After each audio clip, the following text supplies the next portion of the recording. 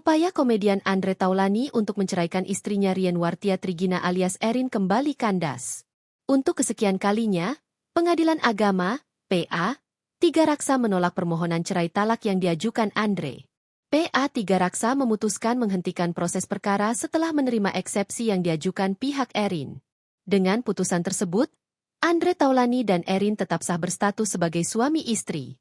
Firman Pangaribuan selaku kuasa hukum mewakili Erin menyambut gembira hasil sidang tersebut. Alhamdulillah hasilnya sesuai dengan yang kita harapkan.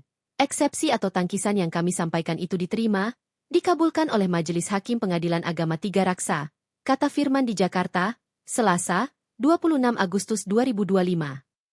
Intinya Pengadilan Agama, Tiga Raksa, menyetujui, tidak memiliki kewenangan untuk memeriksa. Lanjutnya, Pak Tiga Raksa menghentikan proses karena persoalan yurisdiksi atau kewenangan wilayah hukum. Pada 4 Agustus 2025, pihak Erin mengajukan eksepsi yang berisi keberatan jika sidang perceraian digelar di Pak Tiga Raksa. Keberatan itu dikabulkan Majelis Hakim.